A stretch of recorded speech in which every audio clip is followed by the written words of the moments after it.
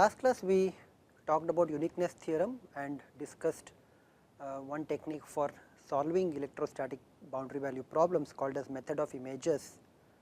We will talk about method of images now, giving you more examples on that method, and then we will consider solution of Laplace's equation. If you remember, the image problem that we considered was that of an infinite plane, conducting plane, which was kept at 0 potential, and you had a charge which was placed at a certain height z1. The corresponding image problem was that of remove the conducting plane, but keep a negatively charged charge at the same height as that of the positive charge. The distance between the two must be the same with respect to the where the conducting plane was originally. This guaranteed that the potential on the conducting plane was equal to 0 and the potential at infinity was equal to 0, satisfying both the required boundary conditions, right. So, that was the image problem that we considered earlier, and we found out that the potential in the case where z is greater than z1, okay, the solutions have to be such that z greater than 0, the upper part of the hemisphere or the plane, then the potential was given by q by 4 pi epsilon 0 1 by x square plus y square plus z minus z1 square minus 1 by x square plus y square plus z1 square. Here is where the positive charge is located, here is the negative charge that was located. Okay. Now, if I ask you what is the induced charge, okay, see now this is the potential, but now the original problem is still the same. I have the plane here, okay, I have the plane here, and there is a corresponding charge up at height z1. Okay. So, there is a charge at this point, and I am considering at any point p, x, y and z what is the potential, and that potential is given by this expression. So, if you look at this situation, the original problem, and because there are field lines which are leaving the positive charge and then landing on the conducting plate, these will induce negative charges, right. So, what is the amount of charge that is induced? Let us calculate that. To calculate that, I need to know what is the charge density, the surface charge density at any point, and then if I integrate this surface charge density, I should be obtaining the total charge. To obtain the surface charge density, all I have to understand is that this is a conducting plane. Therefore, for the conducting plane, the normal component of D must be equal to rho s, the surface charge density. Therefore, electric field normal component must be equal to rho s divided by epsilon, where epsilon is actually the epsilon of the medium above the plane, okay, not of the conductor, of course. And what is the normal component of the electric field? This is simply the derivative of the potential or the differential of the potential V with respect to z direction, because the normal component of the field is perpendicular here and the normal to this plane is actually along z direction. Therefore, E norm is minus dV by dz, but not at any value of z. This has to be done, this has to be evaluated at z equal to 0. So, if you differentiate this potential function V, what you get is del V by del z will be equal to q by 4 pi epsilon on the outside, and then if you differentiate this quantity with respect to z, keep x and y as constants, okay, and this fellow will become 2 times z minus z1 divided by x square plus y square, which has actually remained constant, plus z minus z1 square to the power 3 by 2. Similarly, you will get 2 times z plus z1 divided by, sorry, this becomes minus and this becomes plus. I think this becomes minus because there is a z minus z1 whole square in the denominator, under root under the denominator. Therefore, this becomes minus, and I think this becomes plus. You can verify this one, okay, becomes x square plus y square plus z1 z plus z1 square to the power 3 by 2. Okay. This would be the electric field. Now, you apply this one at z equal to 0. Okay. So, if you apply this one at z equal to 0 and call this x square plus y square as some zeta square, which is a constant which I am considering. So, this is zeta square, right, at z equal to 0. If you find this out, you will see that this would be q by, there is a 2 in the numerator, 4 in the denominator. So, this becomes q by 2 pi epsilon 0 z1 divided by zeta square plus z1 square to the power 3 by 2. Why? Because z equal to 0, so minus z1 square is as good as z1 square. So you can actually combine this equation and find that z cancels with each other and you are left with only z1. This must be equal to minus rho s by epsilon 0. Okay. So if you see this, this is minus rho s by epsilon 0 on both sides cancel with each other.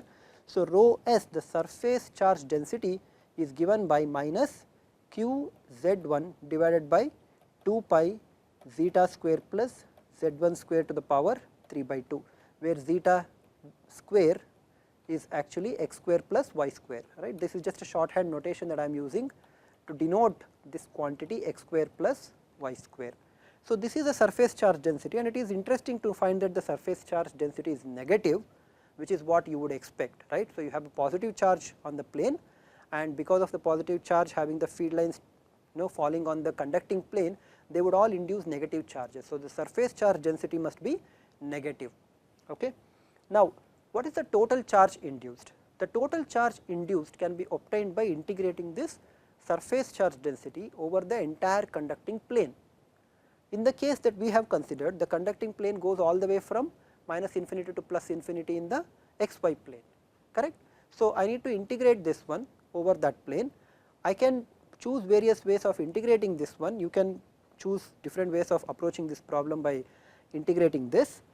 You can consider circular areas of radius zeta, okay, and then integrate as a function of zeta. So that surface that circular patch will have a surface area of 2 pi zeta, okay. So you can actually consider this and then start expanding that patch to all the way from 0 to infinity, or you can integrate this one with respect to x and y. Whichever method you choose, you are essentially looking at integrating this over the entire z equal to 0 plane, okay. Over the entire z equal to 0 plane, you can integrate this one, and you will see that this will be equal to minus q. Thus the total charge induced on the ground plane is equal to minus q, and it has to be that much, because if it is anything greater or lesser, then there is no charge balancing happening, right. So the total charge that must be there must also be equal to minus q, okay. So you can solve this. I will leave this as a small exercise to you. While you are solving this exercise, you will come across certain integrals which you have used earlier, so that might be easier to work out, okay, because you have seen these integrals earlier. So you will come across certain integrals. Let us consider a second example of images, okay. We will not be giving you the entire solution here. The idea is to just see how to extend this solution, okay.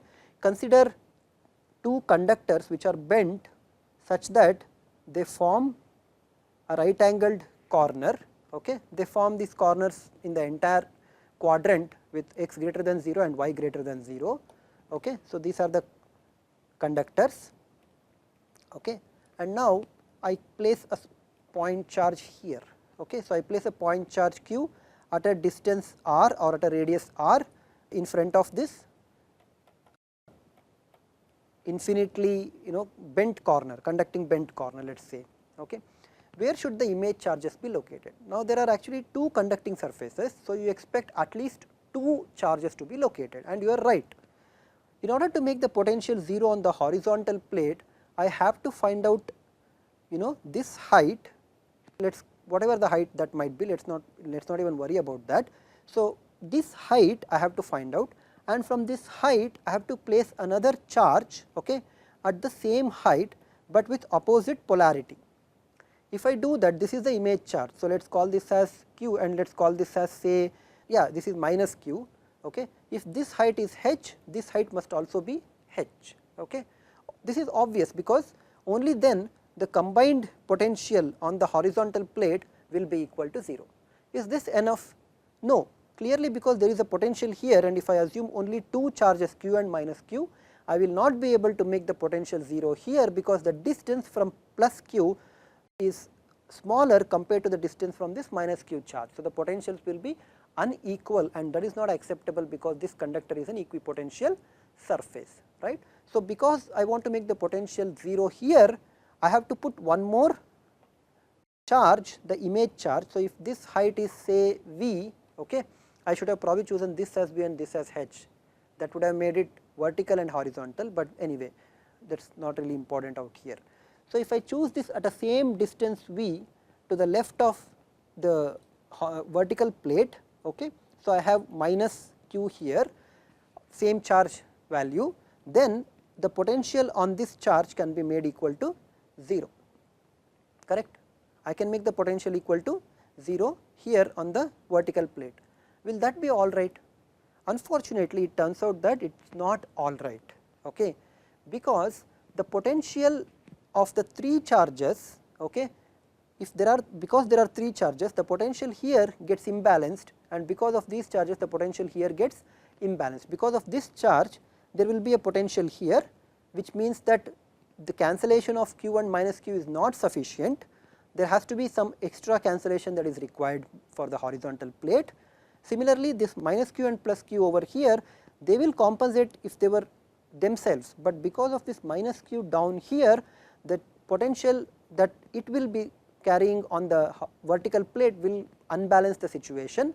So, I need to actually create one more image charge, okay, which is located at the same height, or the same distance minus q, but located below, and this must have a positive charge, okay. Why this should be a positive charge? Because on the horizontal plate the combined potential is becoming negative. If you did not have this positive charge, if this were not there, on the horizontal charge, on the horizontal plate the potential was becoming negative, because minus q from the left hand side plus q from the top and minus q from the bottom, they would cancel, but the potential because of this minus q charge on the left hand side in the upper corner would make this potential negative. Now, because there is a potential, because there is a charge plus q down here, that will contribute an equal positive potential, and hence the total potential on this horizontal plate will be equal to 0. So, very similarly to the vertical plate as well. So, in this image problem it was necessary to introduce not 1, not 2 as you would have imagined, 2 conducting surfaces, you would have imagined only 2 charges are sufficient. Unfortunately, that is not sufficient, you need to introduce the third charge as well, okay. So, the potential at any point p can be obtained by looking at what is the distances of each of these charge, looking at the distance from each of these charged particles. So, you can call them as R1, R2, R3 and R4, and the potential will actually be equal to, potential at the point p will be equal to q by 4 pi epsilon 0 1 by R1 minus 1 by R2, R3 is the distance from the positive charge. So, 1 by R3 minus 1 by R4, okay. So, this is R1, this is R2, R3 and R4, okay. So, if you write down the expressions in Cartesian coordinates, you will actually be obtaining the potential function, okay. All right. So, this was the second image problem. Now, we will solve one more image problem. This is important in the practical sense.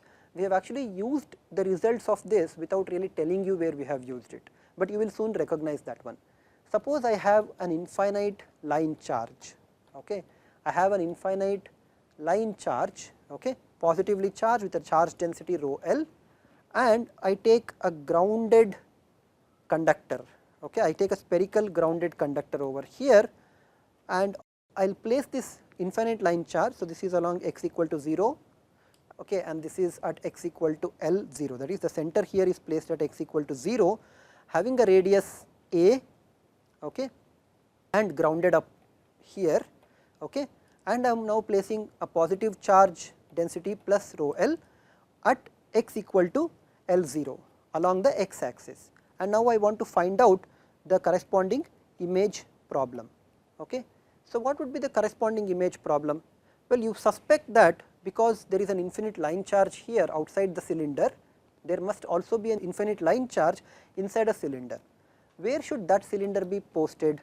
Well, let us call the distance from the origin where that infinitely line charge, but with minus rho L, okay. It can also be minus rho L prime, and but for simplicity let us assume that rho L prime is equal to rho L, and it turns out that that simplified assumption is correct, because uniqueness theorem tells me that if this assumption is correct and I satisfy all the boundary conditions, then everything should be all right, okay. So, I consider minus rho L at a distance, let us say L, okay, at a distance L from the origin. Now, I want to find out what is this length L, okay, or distance L at which I have to place minus rho L. Okay. Now, we first face an important problem. If you start surrounding this with a spherical surface, okay, a spherical surface, and start letting the radius of the spherical surface go to infinity, you will actually see that the potential, because of the infinite line charge, does not go to 0. So, I cannot take 0 as the reference potential, but if I take any other point, if I take any other distance, arbitrary distance as the reference potential, so with that reference potential, the potential at any point P in the region will actually be equal to rho L by 2 pi epsilon log of r plus, there will be this r0, where r0 is the radius of the reference point that I am considering, not infinity, but at some other point. Okay. Now, because there are two charges here, one charge with plus rho L, there is another charge with minus rho L, one of them is at x equal to L0, the other one is at x equal to L. The actual potential at this point P will be given by point P on the cylinder, right, because on the cylinder I want the potential to be equal to 0. So, on the cylinder, if I place the point P on the cylinder, then the potential at the point will actually be equal to, so this is r minus, so the potential at the point P will be equal to rho L by 2 pi epsilon, epsilon of course being the dielectric that is sitting out here. Okay. So, I have rho L by 2 pi epsilon log of r plus minus log of r minus, okay, plus some constant V0. Okay. This constant V0 is necessary because the potentials are to be with respect to a certain reference point R0, they cannot be at infinity, therefore, I have to include this constant V0. The constant has to be included so that the potential on the grounded point will be equal to 0, as does the potential at this reference point R0. So, if I take any other point R0 as the reference, or the sphere of radius R0 as the reference, then I have to include a potential here, so that the potential on the grounded cylinder is also equal to 0. Okay. So, this is the potential. Now, I want to find out the relationship between L and L0, right. I want to find out where the point L lies. So, in order to do that one, let me drop a perpendicular from point P on the x axis and call that length from the origin as L prime. Okay. So, let me call that length as L prime. This is obtained by dropping the perpendicular from point P on the grounded cylinder onto the x axis. Okay. Now, with that I can relate r plus. What would be the horizontal distance L prime if this radius a, which joins the origin and the point P, makes an angle phi with respect to the x axis, then this length L prime is simply a times cos phi, correct. So, L prime is equal to a cos phi, this is the point where I have the x axis, and this length on the x axis where plus rho L is situated is L0, right. Therefore, this length difference along the x axis will be L minus a L0 minus a cos phi. What about the component for y? The y component will be equal to a sin phi, right. So, this component is equal to a sin phi. Okay. So, r plus square will be equal to L0 minus a cos phi square plus a square sin square phi. Of course, you could have easily seen this one because this is a circle of radius a, and the point at any point on this radius a is given by a cos phi and a sin phi in the Cartesian coordinate systems, right. A is the radius, phi is the angle from x axis. So, there is no surprise up there. So, similarly, r minus square will be equal to, the vertical component remains the same, a square sin square phi, but the horizontal component is not the same. So, horizontal component is in fact given by this fellow, which is L prime minus L. So, horizontal component is given by L prime minus L, L prime is a cos phi and L is L itself, the small length L. So, this is r minus square. Now, on the cylinder, the potential V of P on the cylinder must be independent of the angle phi, it must be independent, because the potential on the grounded cylinder is equal to 0 and it is an equipotential surface, and if I start making the potential dependent on phi, then at different values of phi the potential might be different. So, therefore, this must be the case, the potential on the cylinder must be independent of phi. So, if I want to have this condition, then I can, it is possible if I make this ratio r plus by r minus to be some constant, right. So, if I make that one as some constant and call that constant as say kappa, then r plus minus r minus square will be equal to some constant kappa square. Why is this necessary? Because if you look at the potential on the grounded cylinder V of p, which must be equal to 0, this is equal to rho L by 2 pi epsilon ln of r plus by r minus, right, plus some V0. So, if r plus to r minus ratio is some constant kappa, then V0 must be chosen such that the potential on the grounded cylinder must be equal to 0. So, this is a constant which you have to choose in such a way that potential on the cylinder must be equal to 0. At other points it is not 0, but on the cylinder it must be 0. Okay. And if you do not include this constant, you would not be able to satisfy this condition. That is the reason why you had to include this constant V0. Okay. So, coming back to this, the ratio of r plus square to r minus square must be equal to some constant kappa square.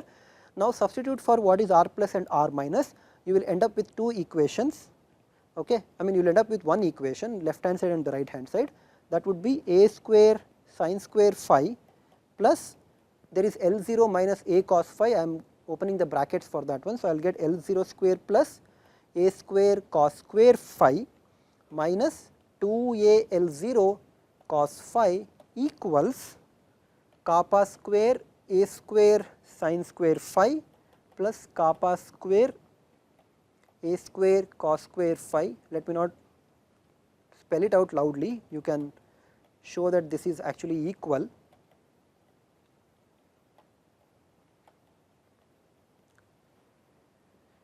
So, combining sin square and cos square and simplifying this equation gives me a slightly simplified expression, a square plus L0 square minus 2a L0 cos phi equals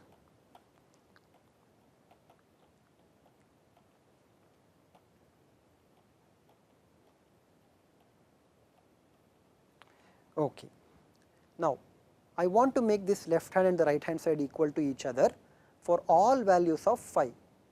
In other words, if I am able to choose this value of kappa in such a way that this expression becomes independent of phi, then I am all right, because if that becomes independent of phi, then V of p on the grounded cylinder will not depend on phi, which is what I want to find out.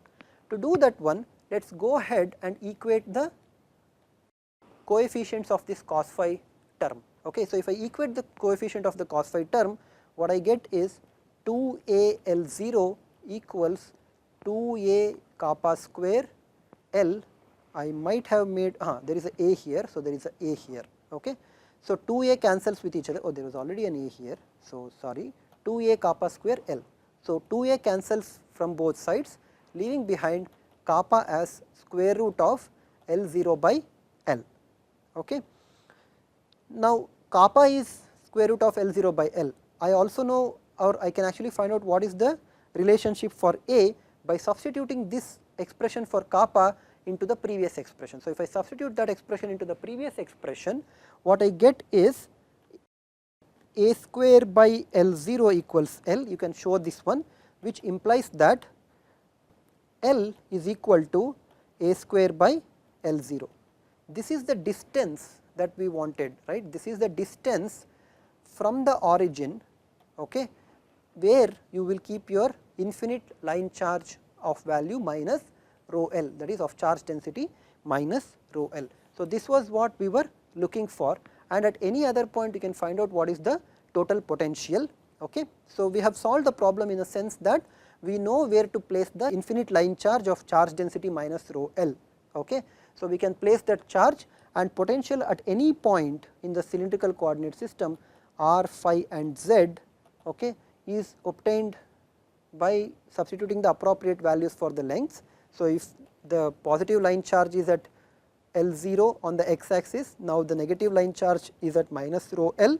Note that I have removed the conducting cylinder, that is not really required now, but my solution has to be extended or valid only for the region greater than A.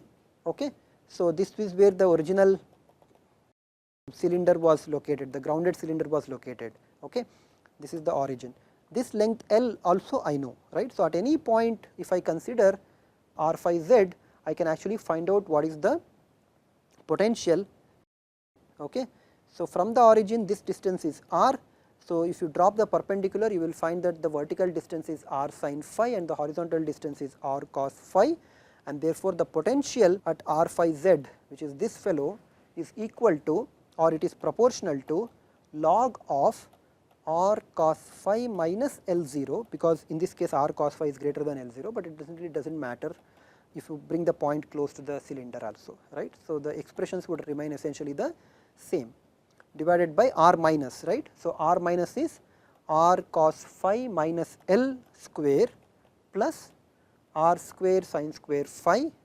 This entire thing, there is a square root and square root, there was a rho L by 2 pi epsilon here. So this was rho L by 2 pi epsilon, but because there is a square root for r plus and r minus, that square root can be brought outside of the log. So this becomes rho L by 4 pi epsilon plus the constant V0. Remember what the constant V0 was? Constant V0 was rho L by 2 pi epsilon 0, or epsilon, yeah, we have assumed epsilon 0 here. So log of L0 by A. Why L0 by A? That is because it was the constant kappa, and kappa is related to L0 and A in this expression, right. Kappa is given by L0 by L. So L itself is given by A square by L0. So the square root cancels with each other and you will get kappa as L0 by A, and because of that square root factor you are left with this rho L by 2 pi epsilon 0 log of L0 by A. Okay. Now this is interesting because as r goes to infinity, what happens to this second term? Of course is just a constant, right. The second term remains finite, it does not go to 0. What happens to the term, the first term over here? As r goes to infinity, both the numerator and the denominator will approach infinity and the ratio approaches 1, and we know that log of 1, right, is equal to 0, and therefore the first term vanishes. Okay. The first term vanishes, but the second term is there, which will give you the constant potential. So this is the uniqueness theorem with a restriction that the two solutions earlier were not differing at all, but now the two solutions, they are different in terms of only the constant. However, if you want to find out the potential, that constant does not really matter, right, because potentials by themselves do not matter physically. What matters is only the potential difference. So even if you include this overall constant, that does not really change anything, because when you take the gradient of this potential, the derivative of that constant will actually go to 0, and for electrostatic case the fields can be obtained without regard to this constant. So whether you include the constant or do not include the constant depends on what further action you are going to take. If it is for the potential, you need to include the constant so that the numerical values turn out all right. However, for the electrostatic field calculation, the constant value of the potential anyway just drops out. Okay. So this is as far as we go with method of images. There are a lot of other interesting method of images which can be applied, but we will not go into those details.